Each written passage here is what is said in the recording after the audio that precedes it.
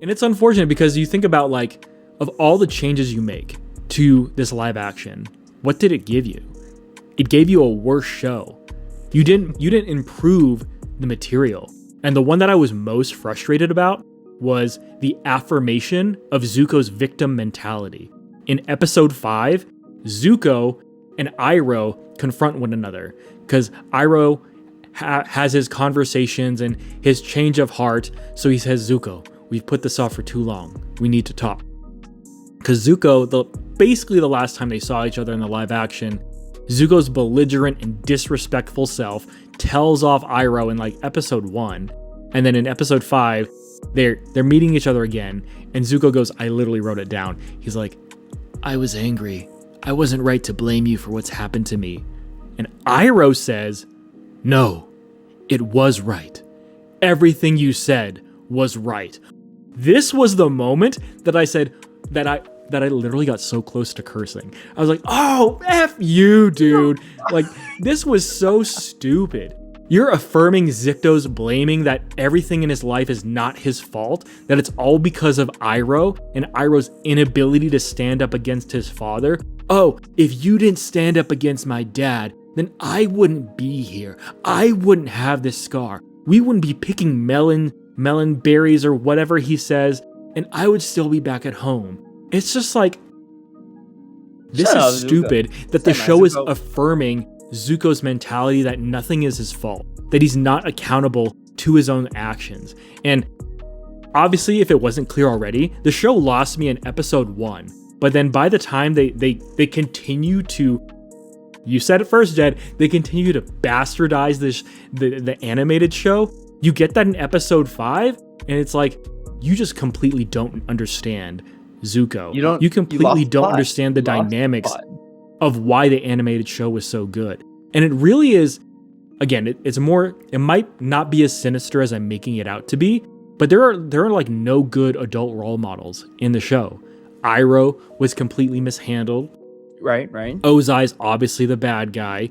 They try to do something with Zuko's mom, but even that dynamic between her and Ozai just doesn't make sense because you're willingly joining this guy you think is a monster or abusive or very conniving and evil, but you want to marry this guy. And then her dialogue about Zuko just being soft it's like I just didn't buy that argument that they had. And then Sai, he's basically like, Sai is a sad boy because when you see him at the end of the show and he's like giving up on everything, he's depressed, like in the crystal tomb or crystal jail cells or something like that, and then Sokka comes around and like revitalizes him or something.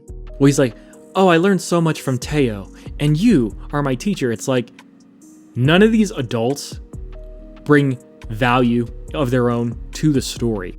And even with the girl that they introduced for no reason, Amita, oh my gosh, right?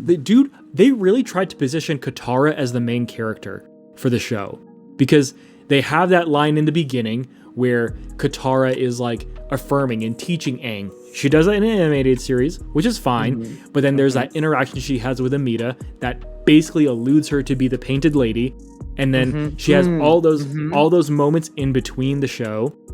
Some of them check her on her trustfulness, but then she has that moment with King Kwai where she's the one who teaches King Kwai to change his mind. Will always like be there unless you take care of him or something.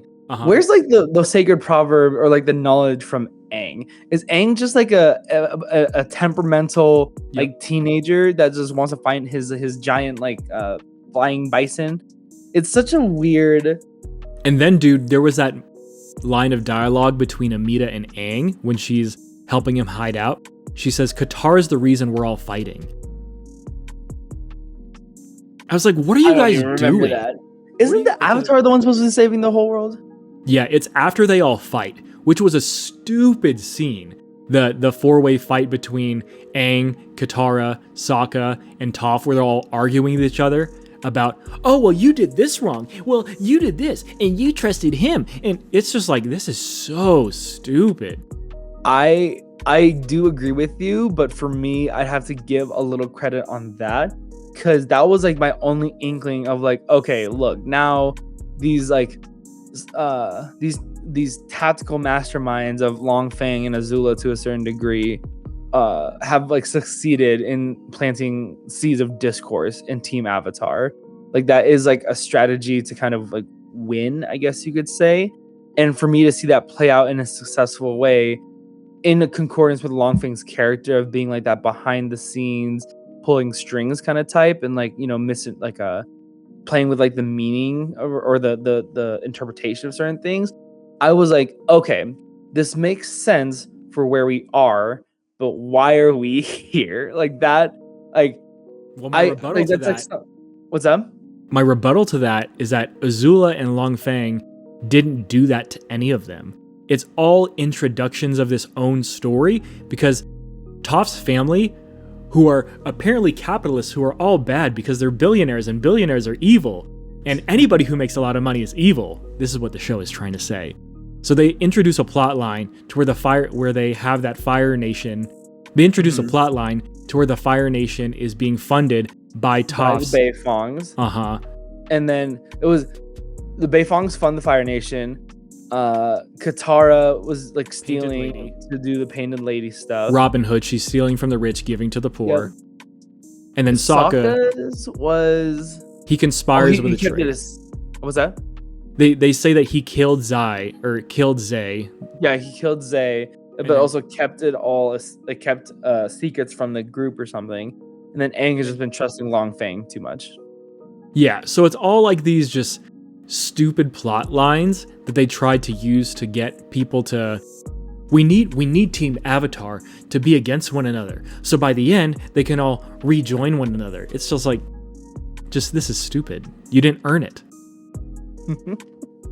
That's where we're separated a little bit. That's where I like give a little bit, you give nothing. Yeah, I'm giving them nothing because they didn't earn that.